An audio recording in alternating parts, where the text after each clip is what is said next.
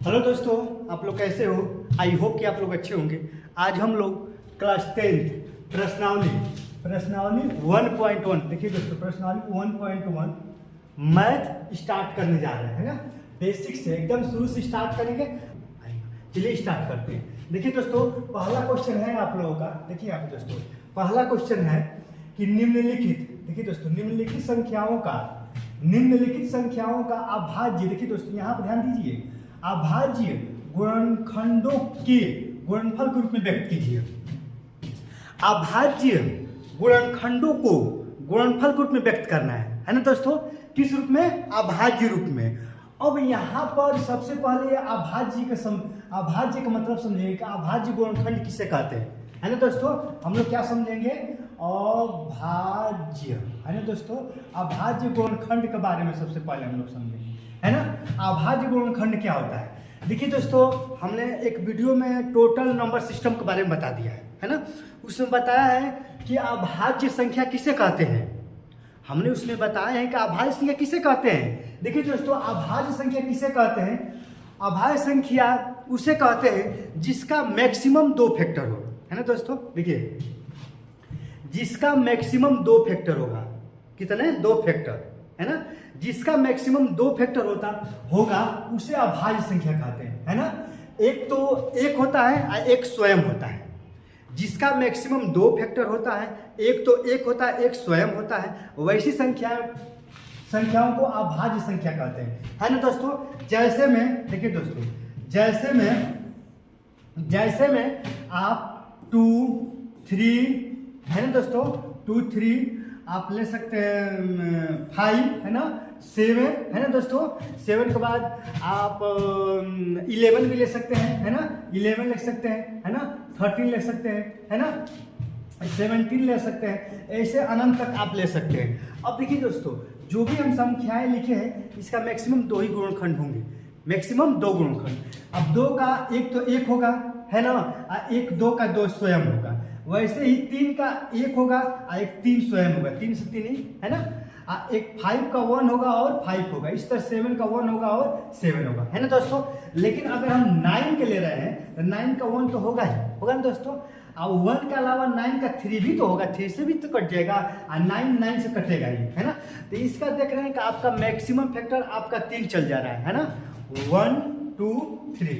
तो ये आपका अभाज्य संख्या नहीं है 9, है ना। क्योंकि अभाज्य संख्याएं वैसी संख्याएं होती हैं जिसका मैक्सिमम फैक्टर 2 ही होता है। जैसे कि जितने ये संख्याएं लिखे ना दोस्तों, ये वाला जितनी संख्याएं, ये सब आपका अभाज्य संख्या है ना।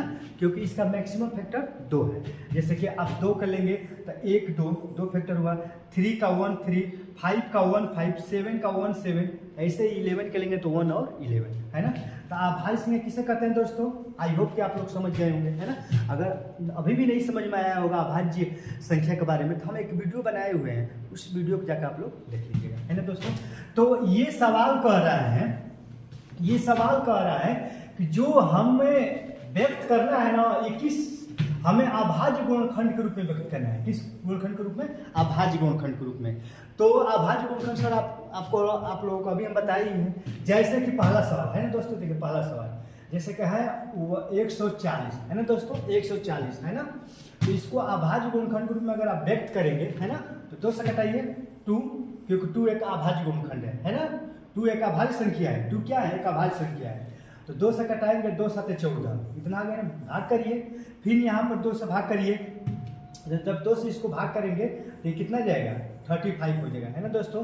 फिर ये देखेंगे कि ये 2 से कटेगा नहीं, 35 नहीं ना कटेगा, तो ये आप 5 से कटेगा, है ना दोस्तों। तो 5 से कटाएंगे तो 5 से अगर कटाएंगे तो कितने बच जाएगा दोस्तों? 7 बच जाएगा ना। अब ये 7 से ही कटेगा तो 7 1 जा 7, है ना दोस्तों, आ गया ना।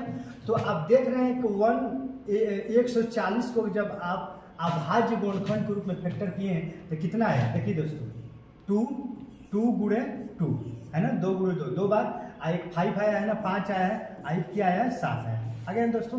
तो 140 का जब आप अभाज्य गुणनखंड के रूप में व्यक्त करेंगे तो कितना आएगा दोस्तों? इतना आएगा, है ना। कितना? 2 गुणे 2 गुणे 5 गुणे 7, समझ में आ गया ना। तो इसका आंसर यही होगा दोस्तों, ये वाला, है ना। 2 गुणे 2 गुणे 5 गुणे 7। वैसे कितना है दोस्तों? क्वेश्चन नंबर 2 आपका है 156 है ना दोस्तों। इसको भी अभाज्य गुणनखंड के रूप में व्यक्त करो, क्योंकि देख रहे हैं दोस्तों यहाँ पर 2 भी अभाज्य संख्या है, ये भी 2 अभाज्य संख्या, ये 5 भी अभाज्य संख्या और 7 भी अभाज्य संख्या है। अभाज्य गुणनखंड के रूप में ही व्यक्त करने के लिए कह रहा है ना दोस्तों। जैसे कि 156 है, इसको आप हल करिए, 2 से कटाइए है ना दोस्तों। 2 से कटाएंगे, 2 से 14 है ना, और 2 8 16 इतना आ जाएगा ना दोस्तों। फिर 2 से कटाओ, 2 3 6 और 2 9 18, ये फिर 3 से कटेगा है ना दोस्तों।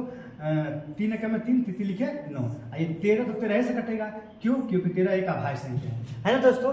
अब देख रहे हैं कि 156 है ना दोस्तों, 156। जब 156 का आप अभाज्य गुणनखंड लिखेंगे तो क्या लिखेंगे दोस्तों? 2 गुणे 2 है ना, एक ये आपका 3 भी है, और एक आपका ये भी है ना दोस्तों 10 है ना। तो 156 का अभाज्य गुणनखंड आप देख रहे हैं दोस्तों, 2 गुणे 2 गुणे 3 गुणे 13 है ना, इसका ये आंसर होगा है ना दोस्तों। ऐसे ही अब आप इसको 38 को 25 को आप हल करें है ना दोस्तों। देखिए जैसे कि आप हल करिए, देखिए दोस्तों, देखिए आप इसको आप हल करिए, कितना है 38 है ना दोस्तों। देखिए ये है 38 और 25 है ना दोस्तों। इसको आप तोड़िए। अब देखिए दोस्तों, जिसके इकाई का अंक में 0 या 5 होगा संख्या 5 से कटेगी है ना। यहाँ पर 5 है ना दोस्तों, तो ये 5 से कट जाएगी, 5 से कटाओ डायरेक्ट, तो ये हो जाएगा 5 7 35 है ना दोस्तों। 35 हासिल 3 हुआ, तो 3 यहाँ पाएंगे तो 32 हो जाए, 5 6 30 अब 5 5 25 इतना आ गया दोस्तों। ये पुनः 5 से कटेगा, तो 5 से कम में 5 और यहाँ पर 2 हो गया, 5 5 25 और यहाँ पे 1 हो जाएगा, 5 3 15 है ना दोस्तों। अब यहाँ पे इतना आ गया, अब ये 17 से कट जाएगा दोस्तों, 17 9 53 है ना दोस्तों। आप चाहोगे तो 9 से भी काटो, लो 9 से काट लो है ना, आप 17 से भी काट सकते हो, लेकिन 9 से काटो है ना दोस्तों। 9 से काटो, 9 से कह रहे 3 से काटो, 3 दूनी के 6 है ना दोस्तों, 3 दूनी के 6 और 3 5 15 और 3 5 15 इतना आ गया है ना दोस्तों। अब आप इसको पुनः 3 से काट सकते हैं है ना दोस्तों। इसको आप 3 से काटिए, तो 3 से काटेंगे इसको, तो 3 8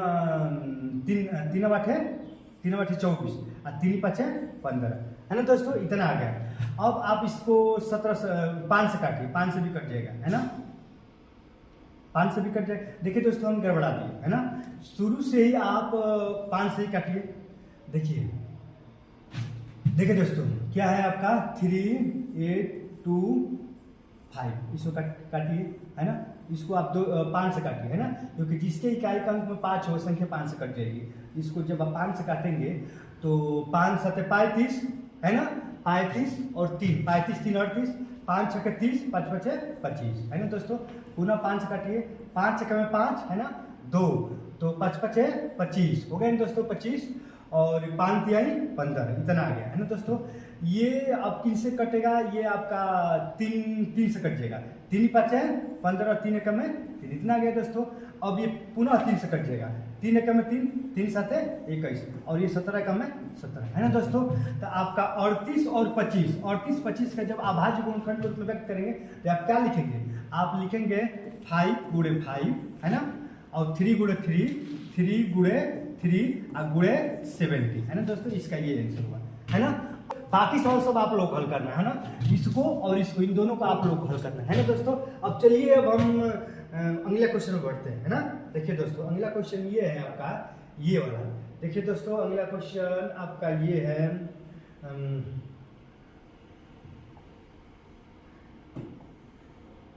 देखिए दोस्तों अगला क्वेश्चन ये है आपका कि देखिए यहाँ पर क्वेश्चन नंबर 2, पूर्णांकों के देखिए दोस्तों, पूर्णांकों के निम्नलिखित युग्मों के एचसीएफ और एलसीएम ज्ञात कीजिए तथा इसकी जांच कीजिए कि दो संख्याओं का गुणनफल बराबर एचसीएफ गुणे एलसीएम। देखिए दोस्तों कहने का मतलब ये है कि पहले आपका एचसीएफ निकालना है, उसके बाद आपका एलसीएम निकालना है ना दोस्तों। तो आप एचसीएफ और एलसीएम निकालने के बाद उसके बाद उत्तर का भी जांच करना है ना। क्या करना है देखिए दोस्तों, यहाँ पे लिखा है ना जांच करना है, जांच कीजिए, यहाँ पे जांच करना है। अब जांच करने के लिए क्या करते हैं दोस्तों, देखिए पहले तो हम एचसीएफ एलसीएम निकालने के लिए सीख रहे हैं ना। देखिए दोस्तों जैसे कि हम कह दें कि मान लीजिए कि 10 और 12, देखिए दोस्तों यहाँ समझिए, हम कह दें कि 10 और 12, 10-12 का एचसीएफ निकालना है, एचसीएफ भी निकालना है और एलसीएम भी निकालना है। तो सबसे पहले हम क्या करेंगे दोस्तों, 10 का अभाज्य गुणनखंड करिए। 10 का जब अभाज्य गुणनखंड करेंगे तो 2 गुणे 5 लिखेंगे कि नहीं, बताओ 2 गुणे 5 लिखेंगे। वैसे ही 12 का जब अभाज्य गुणनखंड करेंगे तो लिखेंगे 2 गुणे 3, 2 दूनी 4 3 12। अब देखिए दोस्तों एचसीएफ किस तरह निकालते हैं, एचसीएफ जो दोनों में मिलता है वही एचसीएफ होता है। देखिए इसमें भी 2 है और इसमें भी 2 है ना दोस्तों, ये दोनों में 2 मिल रहा है कि नहीं, तो यही 2 आपका एचसीएफ हुआ। 2 क्या हुआ दोस्तों, एचसीएफ। जो दोनों में मिलता है वही एचसीएफ होता है। अब निकालना है हमें एलसीएम, अब निकालना है दोस्तों, देखिए अब हमें एलसीएम निकालना है। तो एलसीएम में क्या देखते हैं दोस्तों, जो दोनों में मिलता है उसको तो लेते हैं, जो दोनों में मिलता है उसको तो लेंगे। यहाँ पर 2 को 3 हमने 2 लिख दिया है ना। अब जो बचता है उसको भी लिख लेते हैं, एलसीएम में जो बचता है उसको भी लिख लेते हैं, लेकिन एचसीएफ में जो दोनों में कॉमन मिलता है उसी को लिखते हैं।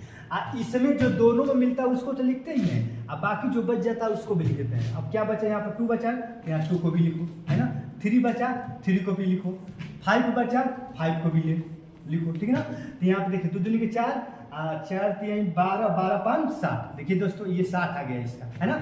यानी 10, देखिए दोस्तों 10 और 12 का आपका एचसीएफ आपका 2 आ गया और एलसीएम कितना आ गया दोस्तों, 60 आ गया, है ना दोस्तों। अब देख रहे हैं ना कि एचसीएफ और एलसीएम कैसे निकालते हैं, समझ गए है ना, कि जो दोनों में मिलता है उसको एचसीएफ करते हैं और एलसीएम जो दोनों में मिलता है उसको तो लिखते ही हैं, बाकी जो बच जाता है उसको भी उतार देते हैं, है ना दोस्तों। आई होप कि आप लोगों का एलसीएम एचसीएफ समझ में आ गया होगा, है ना। देखिए एक और सवाल हल कर रहे हैं, देखिए दोस्तों एक और सवाल हल कर रहे हैं। जैसे कि मान लीजिए यहाँ पर हम 15 ले रहे हैं, है ना, और ये 25 ले रहे हैं, है ना। अब यहाँ पर 50 का अभाज्य गुणनखंड करिए तो 3 गुणे 5 होगा, है ना दोस्तों। और यहाँ पर 25 का अभाज्य गुणनखंड करेंगे तो 5 गुणे 5 होगा, यही ना होगा दोस्तों।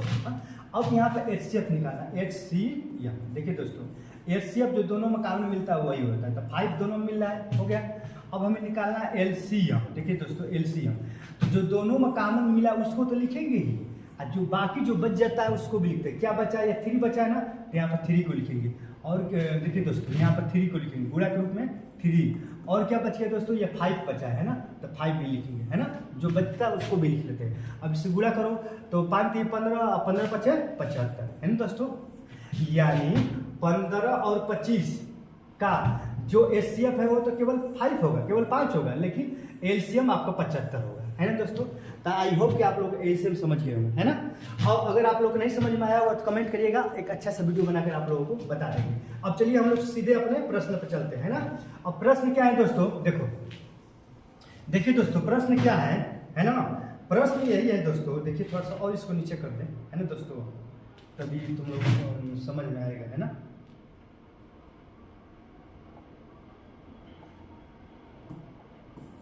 देखिए दोस्तों प्रश्न क्या है कि यहाँ पर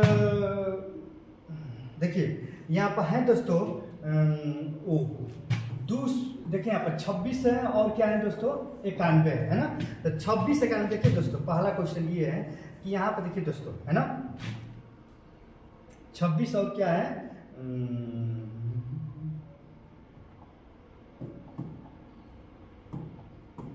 देखिए दोस्तों यहाँ पर क्वेश्चन है आपका है 26, है ना। ये आपका है क्वेश्चन 26 और 91, है ना। तो इसका क्या निकालना है दोस्तों, इसका एचसीएफ निकालना है और एलसीएम निकालना है ना। तो आप अभाज्य गुणनखंड करिए। 26 का अभाज्य गुणनखंड क्या है, देखो दोस्तों यहाँ पर 26 का अभाज्य गुणनखंड क्या है, 26 है ना। तो 26 की इस तरह करिए, 2 से कटाइए, ये 13 जाएगा, है ना। 13 दूनी 26, 13 13 से कटेगा, 13 का में 13, यानी 26 के जब आप गुणनखंड करेंगे अभाज्य तो 2 गुणे 13 आ गया। उसी तरह जब आप 91 को अभाज्य गुणनखंड करिए, देखिए दोस्तों 91 का आप करिए, ये 91 13 91 है ना, ये 7 से भी कटेगा, 7 से कटाइए तो 7 का में 7 और 70 के 21, है ना दोस्तों। 7 का में 7 हासिल 2 बचा, 70 के 21, 70 3 होगा ना दोस्तों, 3 होगा। आइए 13 13 से कटेगा, है ना दोस्तों। तो देख रहे हैं कि 91 का अगर आप जब अभाज्य गुणनखंड कर रहे हैं तो कितना आ रहा है 7 गुणे 13, कितना आ रहा है दोस्तों, है ना। अब देखिए दोस्तों अब हमें क्या करना है, एचसीएफ निकालना है, एच सी और एफ, है ना। तो एचसीएफ में क्या करते हैं दोस्तों, अभी हम बताएं तो जो दोनों में कॉमन मिलता है वही एचसीएफ होता है। दोनों में क्या कॉमन मिल रहा है 13 ना, तो आपका 13 तो एचसीएफ हो गया, है ना। अब हमें एलसीएम निकालना है, क्या निकालना है दोस्तों, LCM। LCM में जो दोनों में कॉमन मिलता है उसको तो लिखते ही है ना। अब बाकी जो बच जाता है, यहाँ पर 2 बचा है 2 को भी लिखेंगे है ना, यहाँ पर 7 बचा है 7 को भी लिखेंगे। अब इसमें गुणा कर दीजिए, देखिए दोस्तों ये हो गया 13 और 7 दूनी को 14, गुणा कर दीजिए तो 4 3 12 के 2 हासिल 1, 4 3 12 के 2 हासिल 1, 4 1 में 4 1 5 है ना दोस्तों। यहाँ हो जाएगा ये 13, तो ये हो जाएगा आपका 2 5 3 8 और 1 कितना गया दोस्तों 182 है ना दोस्तों। आप देख रहे हैं कि 26 91 का HCF 13 आ गया और LCM 182 आ गया है ना दोस्तों। तो आप HCF LCM तो निकाल दिए, इसका उत्तर और इसका उत्तर तो आपने निकाल दिया। उसके बाद उत्तर के जांच भी करना है। क्या करना है दोस्तों, उत्तर के जांच करना है। अब उत्तर के जांच कैसे करेंगे दोस्तों, देखिए इसके लिए एक सूत्र होता है दोस्तों जो कि यहाँ पर लिख दिया है। देखिए दोस्तों जो कि यहाँ पर क्या कर दिया, लिख दिया, लिखा है तो 2 संख्याओं का गुणनफल। देखिए दोस्तों इसके लिए सूत्र होता है कि 2 संख्याओं का गुणनफल। देखिए दोस्तों कहाँ लिखे, देखिए दोस्तों यहाँ पर लिख रहे हैं है ना कि 2 संख्याओं का गुणनफल। मान लीजिए कि पहली संख्या A है और गुणे दूसरी संख्या B है और बराबर HCF और गुणे LCM। देखिए दोस्तों यहाँ पर लिखा है, देखिए अब सीधा यहाँ पर लिख दिया है ना दोस्तों। देखिए यहाँ पर सीधा लिखा है तो 2 संख्याओं का गुणनफल। तो मान लीजिए पहली संख्या A है और दूसरी संख्या B है, तो A गुणे B अब बराबर क्या लिखा है दोस्तों HCF गुणे LCM। देखो यहाँ पर लिख दिए है ना दोस्तों। अब पहली संख्या क्या है दोस्तों, देखिए पहली संख्या क्या है, यहाँ पे देखिए ये पहली संख्या हो गया और ये आपका दूसरी संख्या हो गया है ना दोस्तों। आपका पहली संख्या 26 हो गया और दूसरी संख्या क्या हो गया दोस्तों 91 हो गया। तो रखिए पहली संख्या 26 यहाँ पर रखिए और दूसरी संख्या B कितना है दोस्तों 91 है। अब बराबर HCF कितना है दोस्तों, HCF यहाँ पे देखिए दोस्तों, यहाँ पे HCF आप निकाले हैं 13, HCF कितना आ गया दोस्तों 13 और गुणे LCM कितना है दोस्तों 182, कितना है दोस्तों 182। आ गया समझ में दोस्तों। हाँ अब इन दोनों को गुणा कर दीजिए, करिए, इससे इसमें गुणा करिए, इससे इसमें गुणा करिए। अगर दोनों ओर बराबर आ जाएगा दोस्तों, दोनों ओर LHS बराबर RHS आ जाएगा तो आपका उत्तर का जांच हो जाएगा। अगर दोनों ओर बराबर नहीं आएगा तो उत्तर का जांच नहीं हो पाएगा, इस बात को ध्यान रखिएगा दोस्तों। तो आप गुणा करिए, इससे इसमें गुणा करिए है ना, गुणा करिए। देखिए आप गुणा कर रहे हैं, आप 91 में 26 से गुणा करिए तो 6 1 में 6 और 9 6 54 है ना दोस्तों। 2 1 में 2 और 2 9 18 है ना। ये आ गया 6 4 2 6 और 8 से 12 13 के 3 हासिल 1 1 2 आ गया दोस्तों। कितना आ गया 2 3 6 6। वैसे इसमें भी गुणा करेंगे दोस्तों तो 2 3 6 6 आएगा। आप देख लीजिएगा दोनों बराबर आ गया तो लिखेंगे LHS बराबर RHS आ गया ना दोस्तों, देख रहे हैं ना। हाँ LHS बराबर RHS आ गया ना। तो अब दोनों बराबर आ गया, इसका मतलब उत्तर के जांच हो गया है ना दोस्तों। अब देखिए एक बार और समझिए दोस्तों, ऐसे ही टोटल सवाल को हल करना है, वैसे इसको भी करना है, वैसे इसको भी करना है ना। सबसे पहले यहाँ पर 26 लिखे हैं और 91 लिखे हैं। तो 26 आपकी पहली संख्या हो गई A मान लीजिए और 91 को आप B मान लीजिए दूसरी संख्या है ना। तो 26 और 91 का जब हम अभाज्य गुणनखंड करके HCF आप निकाले हैं कितना दोस्तों 13 और LCM कितना निकाले 182। आप HCF LCM निकाल दिए, इन दोनों का आंसर आपने निकाल दिया। अब उत्तर की जांच करना, तो उत्तर की जांच में आपको पहले ही दे दिया है। तो 2 संख्या का गुणनफल, पहली संख्या A दूसरी संख्या B, HCF गुणे LCM। तो A की जगह पर 26 रख दिए, B की जगह पर 91 रख दिए दोस्तों, ये दिया है। और HCF की जगह पर HCF हमारा आपने निकाले हैं LCM रख कर दोनों गुणा कर दिए, दोनों बराबर आ गया तो आपका है ना। अब उत्तर की जांच हो गई। चलिए दोस्तों अब हम दूसरे क्वेश्चन को हल करते हैं ना दोस्तों। अब हमारे इसमें दूसरा प्रश्न है ना, और उसके बाद आप लोगों को करना है ना। देखिए जैसे कि दूसरा का क्या है आपका 510 है ना दोस्तों। और एक क्या है आपका, एक आप मान लीजिए A बराबर दे दिया है 510 और B बराबर दिया है कितना दोस्तों 92 है ना, ये है ना। तो अभाज्य गुणनखंड करो है ना, पहले करो। यहाँ पर देखिए दोस्तों ये 510 का अभाज्य गुणनखंड करोगे 510, तो आप काम करिए 3 से कटाइए है ना। 3 एकम में 3 और 3 एकम में 3 3 7 में 21 0 इतना आ गया है ना दोस्तों। अब आप इसको 2 से भी काट सकते हो है ना, चाहे उसको भी 2 से काट सकते हो। देखो दोस्तों 510 है ना, तो पहले 2 से काटिए, 2 दूनी के 4 है ना दोस्तों। और 2 5 10 और 2 5 10, इतना आ गया। फिर ये दोस्तों आप 5 से काटिए, 5 5 25, 5 एकम में 5, इतना ही ना होगा दोस्तों। यहाँ पर आप देखते हैं कि ये 3 से कट जाएगा, 3 एकम में 3, 3 7 21, ये 17 से कट जाएगा, है ना दोस्तों, 17 एकम 17। आज इसको करेंगे तो 2 गुणे 5 गुणे 3 गुणे 17 आ गया, है ना दोस्तों। वैसे अगर 92 को अगर आप करेंगे, है ना दोस्तों, किसका 92 का, तो 92 क्या होगा दोस्तों, देखो 92 करो 2 से करो, 2 से करोगे 2 चौके 8, है ना, 2 छक्के 12, फिर 2 से कटाओगे 2 दूनी के 4, 2 3 6, है ना दोस्तों। 23 23 से कटेगा, है ना दोस्तों। इसका करोगे तो 2 गुणे 2 गुणे कितना हो गया दोस्तों, है ना दोस्तों, 23 हो गया, 2 दूनी के 4 13। अब देखो दोस्तों, अब हमें क्या निकालना है, HCF। तो HCF होता है दोस्तों, HCF वैसी संख्या जो दोनों, यहाँ पर दोनों में 2 2 मिला है, और कुछ मिला है दोस्तों, और तो कुछ मिल ही नहीं रहा है, तो आपका HCF केवल 2 ही होगा, है ना दोस्तों। अब देखिए, अब हमें निकालना है LCM। LCM जो दोनों मिलता है उसको लिखते हैं, जो बच जाता है उसको लिखते हैं। ये 5 है, 5 को भी लिखेंगे, है ना, 3 है, 3 को भी लिखेंगे, 17 है, 17 को भी लिखेंगे, है ना। यहाँ पर 2 है, 2 को भी लिखेंगे, है ना, 23 है और 23 को भी लिखेंगे, ठीक है दोस्तों। अब सब में गुणा करिए, देखिए दोस्तों, 5 दूनी के 10 और 10 3 30, 30 दूनी के 60 हो गया दोस्तों, 60। और 60 में 17 से 70 से गुणा कर दीजिए, है ना, तो 6 7 42 के 2 हासिल 4 और 6 में 6 4 10, है ना दोस्तों, इतना आ गया। अब इतना आ गया, अभी इतना में दोस्तों, इतना में अभी 23 से गुणा करना है, 23 से गुणा करिए, तो यहाँ पर 0 हो गया, 3 दूनी के 6 हो गया, है ना दोस्तों, 0 और 3 एकम में 3। फिर यहाँ पर क्या हो गया दोस्तों, 0, ये 2 दूनी के 4, 0 और 2 एकम में 2, ये आ गया 0 6 4 3 2, इतना आ गया दोस्तों। इसका जब गुणा करेंगे तो आएगा 23 460, है ना दोस्तों, इतना आ गया।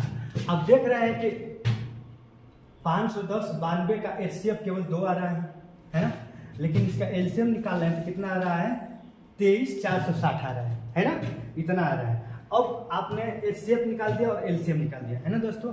अब हम लोग को क्या करना है, उत्तर की जांच करना है। तो उत्तर की जांच में बताया ना दोस्तों, उत्तर की जांच में क्या करते हैं, पहली संख्या गुणे दूसरी संख्या बराबर HCF गुणे LCM, ये दिया है। पहली संख्या कितना है दोस्तों, पहली संख्या है हमारा 510 और गुणे दूसरी संख्या 92 है।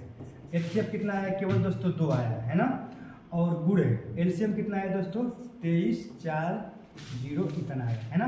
अब देखिए दोस्तों, जब इसमें आप गुणा करेंगे तो 0 कम 0, 2 छक्के 12 के 2 हासिल 1, 2 चौके 8 है 9 और 2 3 6 और 2 दूनी के 4, इतना आ गया दोस्तों।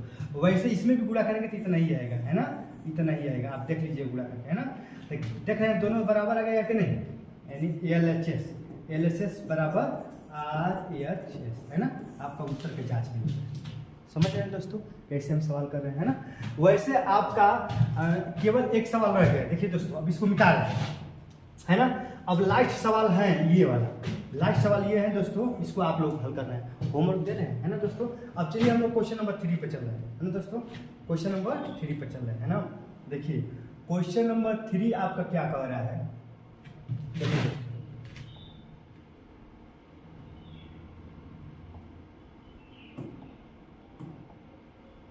देखिए दोस्तों, क्वेश्चन नंबर 3 कह रहा है, यहाँ पर देखिए, अभाज्य गुणनखंड विधि, देखिए दोस्तों, अभाज्य गुणनखंड विधि द्वारा निम्नलिखित पूर्णांकों को HCF और LCM ज्ञात कीजिए, है ना दोस्तों।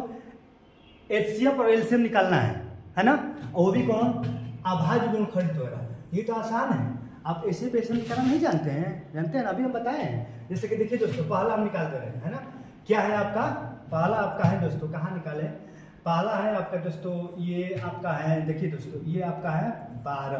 तो 12 के जब अभाज्य गुणनखंड करेंगे तो 2 गुणे 2 गुणे 3 लिख सकते हैं कि नहीं, है ना, इसका अभाज्य गुणनखंड।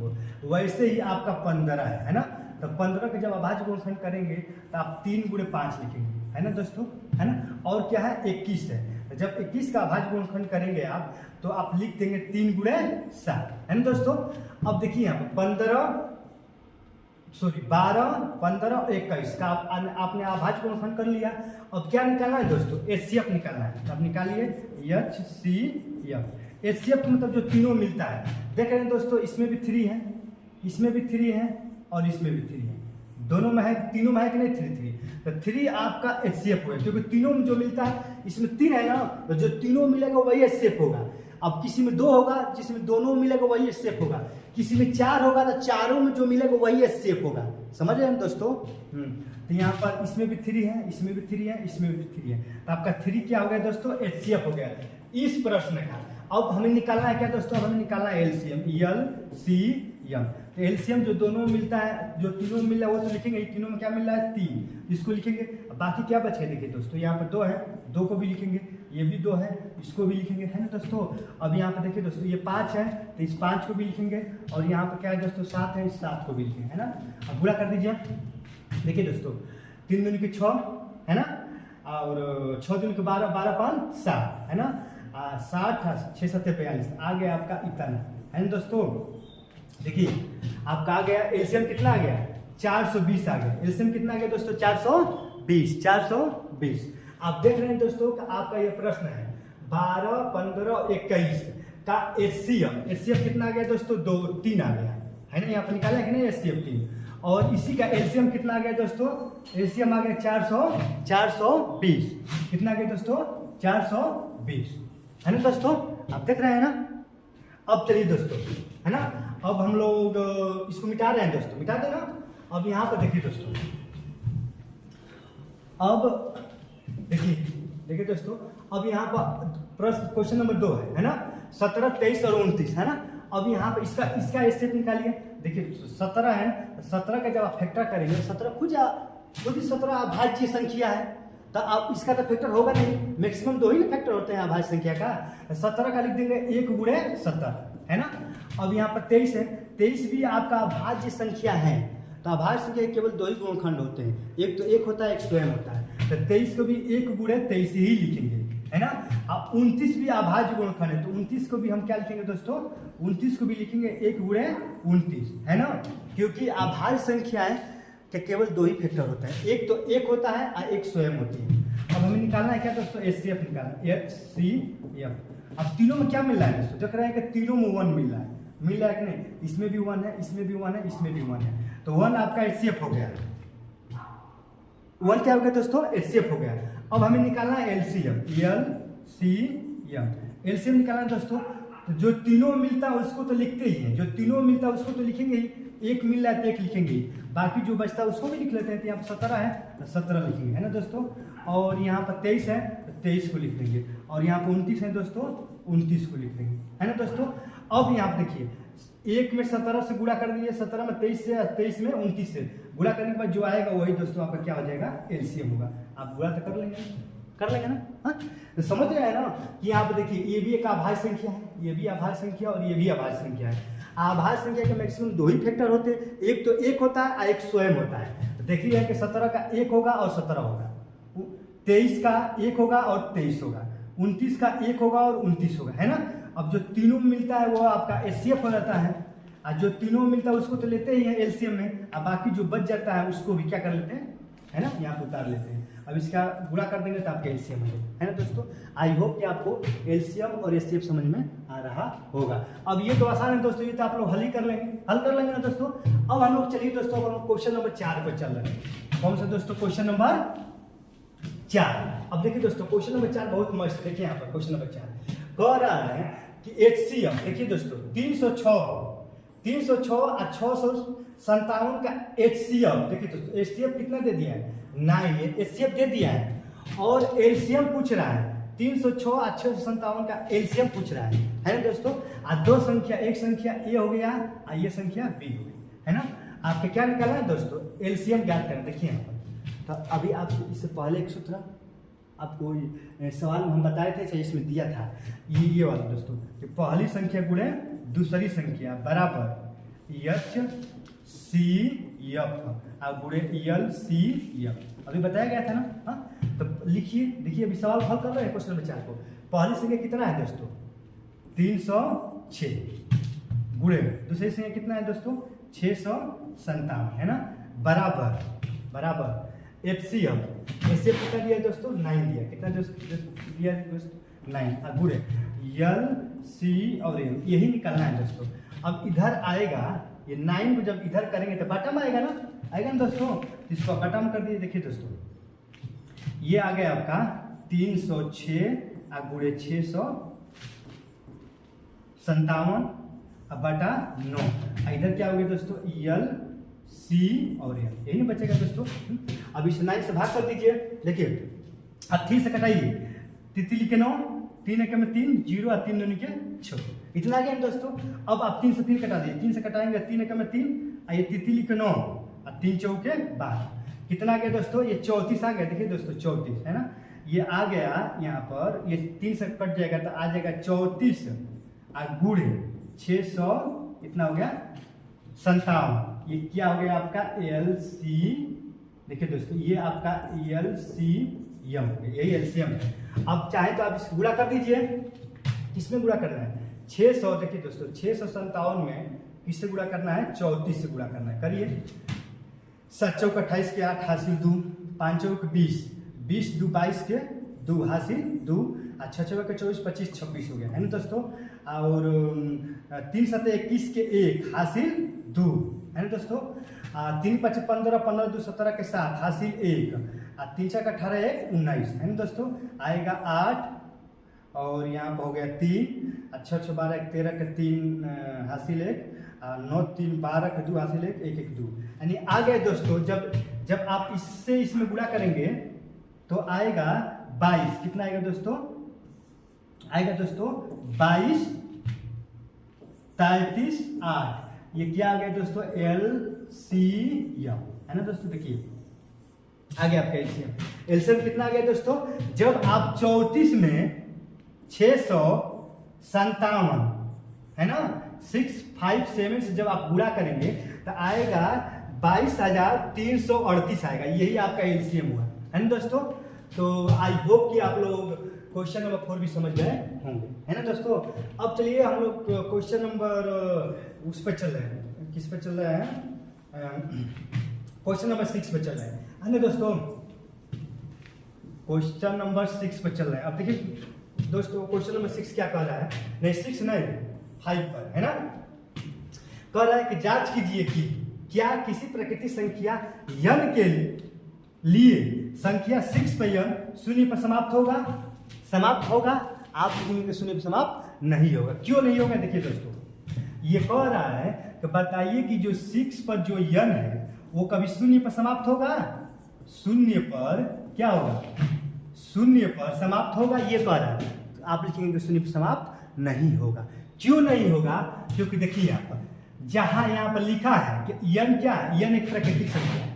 देखिए यहाँ पर n कैसी एक प्राकृतिक संख्या है ना, n को प्राकृतिक संख्या कहा है। तो प्राकृतिक संख्या किसे कहते हैं, गिनती की जो भी संख्याएं होती है, गिनती की जो भी संख्याएं होती है उसको प्राकृतिक संख्या कहते हैं। और गिनती की संख्या 1 2 3 4 5 से ही काउंट करते हैं, तो प्राकृतिक संख्या 1 2 3 4 ऐसे करते हैं अनंत तक, ये सब प्राकृतिक संख्या है। और ये कह रहा है कि 6 पर n क्या 0 पर समाप्त होगा, तो आप कहेंगे नहीं, क्यों नहीं, तो n के जगह पर अगर 1 रखेंगे, देखिए दोस्तों n के जगह पर 1 रखेंगे है ना, तो यहाँ पर 6 n के जगह पर 1 रखेंगे तो 6 एकम में 6 हो जाएगा दोस्तों। अगर 6 n के जगह पर क्या रखेंगे दोस्तों 2 रखेंगे तो 6 6 का 36 होगा है ना दोस्तों। अब यहाँ देखिए यहाँ पर दोस्तों ये 6 पर n है, अब n के जगह पर हमने 1 रख दिया है ना, 1 रख दिया, उसके बाद 2 भी रख दिया, फिर n की जगह पर 3 रखेंगे 6 6 का 216 हो जाएगा, 200 क्या हो जाएगा दोस्तों 216। ये देख रहे हैं कि n का मान जैसे जैसे हम बढ़ा रहे हैं, n का मान जैसे जैसे बढ़ा रहे हैं यहाँ संख्या भी बढ़ती जा रही है, यहाँ पर 6 आ गया, 36 आ गया, 216 आ गया, तो जैसे जैसे n का मान बढ़ा रहे वैसे वैसे संख्या बढ़ रही है। क्या इस कभी शून्य आएगा, क्योंकि n का मान जैसे जैसे बढ़ा रहे हैं संख्या बढ़ती जा रही है।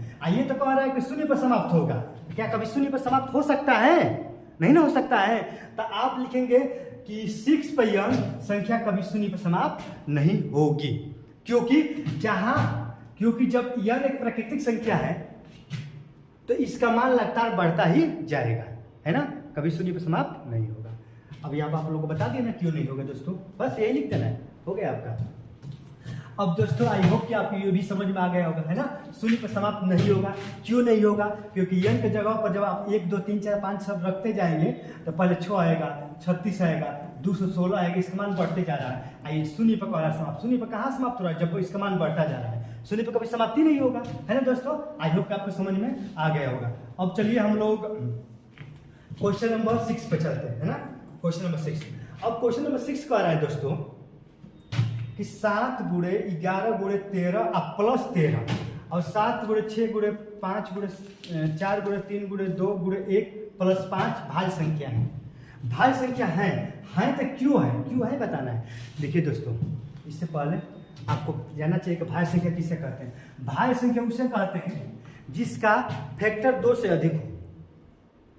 देखिए, एक अभाज्य संख्या होता था, अभाज्य संख्या उसे कहते हैं जिसका फैक्टर मैक्सिमम 2 हो।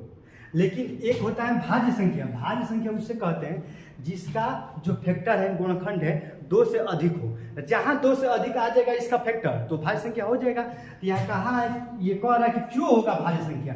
क्यों? क्योंकि इसका फैक्टर 2 से अधिक आ रहा है। अब देखिए 2 से अधिक क्यों फैक्टर आ रहा है। देखिए दोस्तों, इसको हल करिए, आप इसको हल करिए, इससे इसमें गुणा कर दीजिए, है ना।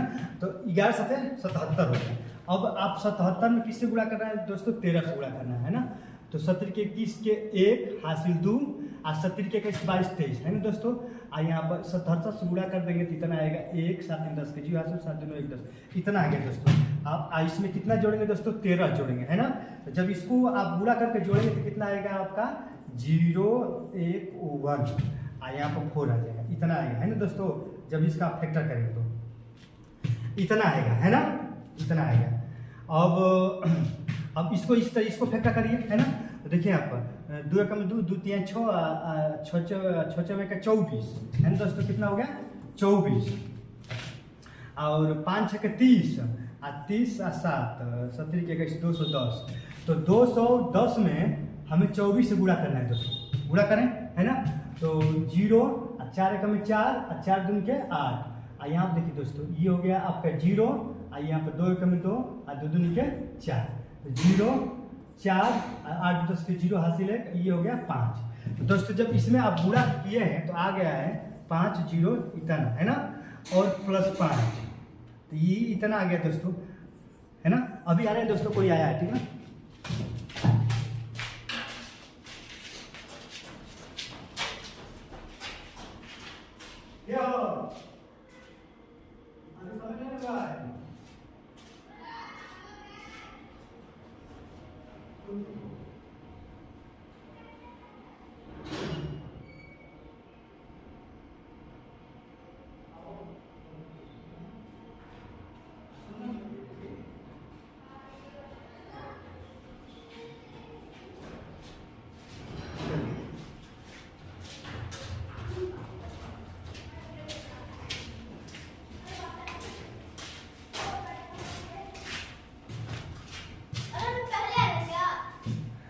उधर ही रहो बाबू, थोड़ा आराम से अपना घूमते रहो। ऊपर बैठने का है ना जगह? अभी आएंगे आधे घंटे के बाद, अभी थोड़ा जल्दी आएंगे। जानते हो, सुनो, लगाने वाला नहीं ना वो लगाने वाला नहीं है वो वाला। तो थोड़ा भी बोलोगे तो आवाज कैच कर लेगा, वो लगाने वाला तो आवाज नहीं कैच करता। शोर मत मचाइएगा, ठीक ना बाबू। 6:35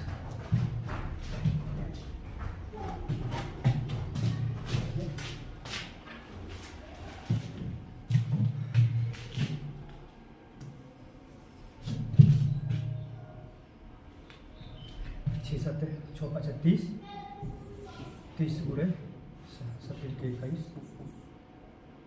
4 3 12 12 2 के 24।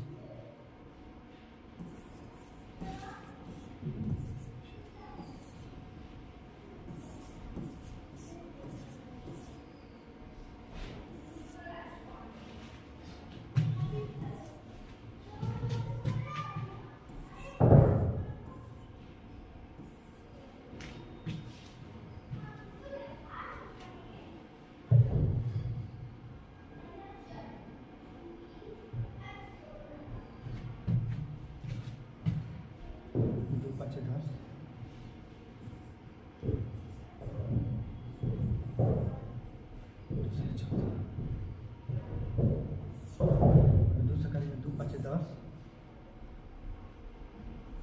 214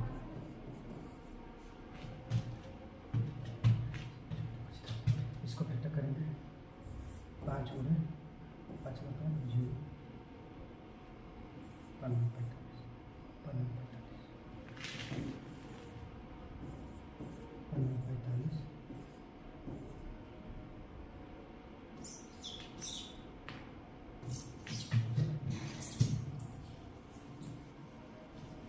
हेलो